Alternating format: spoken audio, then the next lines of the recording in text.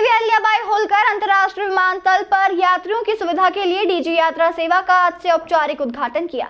यह उद्घाटन केंद्रीय उड्डयन मंत्री किंजरापू राम मोहन नायडू ने विशाखापट्टनम से वर्चुअली किया। इंदौर में समारोह में सांसद शंकर लालवानी, एयरपोर्ट विपिन सेठ सहित अन्य गणमान्य नागरिक उपस्थित थे। देश के प्रमुख एयरपोर्ट पर यात्रियों की सुविधा के लिए करीब 2 साल पहले डीजी यात्रा सेवा शुरू करने का फैसला लिया था, जिसके तहत एयरपोर्ट पर यात्रियों को पहचान संबंधित दस्तावेज दिखाने के बजाय बायोमेट्रिक जांच के जरिए ही सिर्फ चेहरा दिखाने पर जांच हो जाती है।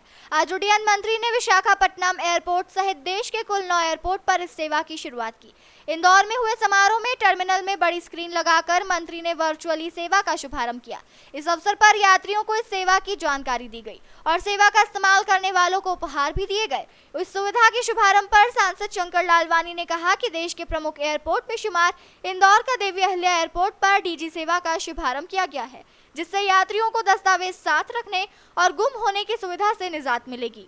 सबसे पहले मैं माननीय प्रधानमंत्री जी को धन्यवाद देना चाहता हूँ कि हमारे लंबे समय पे ये मांग थी कि डीजी यात्रा इंदौर में प्रारंभ की जाए और आज ये शुभ अवसर आया, इंदौर को डीजी यात्रा प्रारंभ हुई।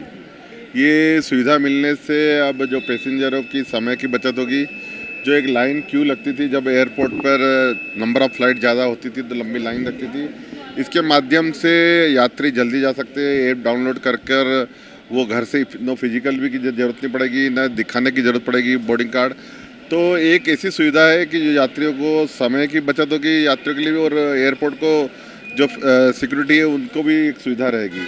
तो ये यात्रा आज से प्रारंभ हुई है। अब मैं आपके माध्यम से जनता से निवेदन करूंगा कि डीजी यात्रा का ऐप डाउनलोड करें और घर से ही अपना बोर्डिंग कार्ड अगर डाउनलोड करके आएंगे तो आपको सुविधा सीधे अंदर मिलेगी जाने की। देखिए, अब 24 आवर रहेंगे एयरपोर्ट के बाद, उसके बाद अपने आप समाप्त हो जाएंगे। तो डाटा को लेके जो एक भ्रम फैलाया जा रहा है वो बिल्कुल मिथ्या है। कोई डाटा स्टोर नहीं हो रहा है।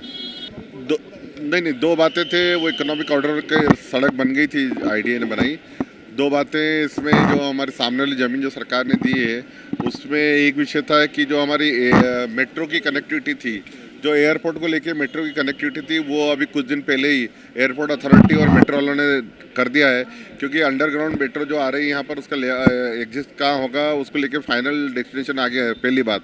दूसरी बात, एक रोड जब बंद करेंगे तो जो हमारे बीजासन माता मंदिर के लोग जाने के लिए एक वैकल्पिक मार्ग की बात कर रहे थे, वो भी तय हो गया है। आने वाले दिनों में जल्दी एयरपोर्ट अथॉरिटी ने पत्र दे रहे हैं कि हम इस जो सामने वाली जगह दी गई उस पार्किंग और अन्य सुविधा के लिए हम काम शुरू करें।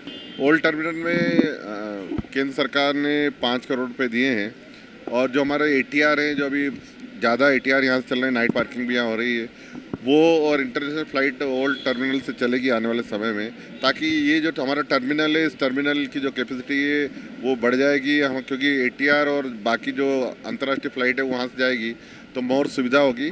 आने वाले समय में एयरपोर्ट एक्सपांशन के लिए भी हम बात कर रहे हैं।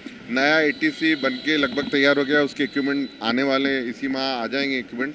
और नया फायर स्टेशन, जब नया फायर स्टेशन और नया एटीसी बन के तैयार हो जाएगा आने वाले समय में, तो हमारा जो पुराना एटीसी और पुराना फायर स्टेशन है वो जगह हमें खाली मिल जाएगी और वहाँ एक नया टर्मिनल जो हम देख रहे हैं, इसी कैपेसिटी का नया टर्मिनल का प्रपोजल बनाया है।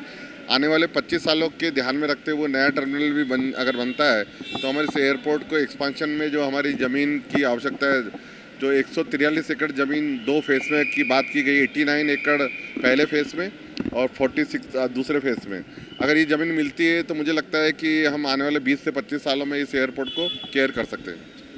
वहीं एयरपोर्ट डायरेक्टर विपिन कांत सेठ ने बताया कि केंद्र सरकार के विमानन मंत्रालय ने देश के 9 एयरपोर्ट पर डीजी सेवा का शुभारंभ किया है, जिससे यात्रियों को काफी सुविधा मिलेगी और यात्री कम समय में एयरपोर्ट में प्रवेश कर सकेंगे और यात्रियों का काफी समय बचेगा।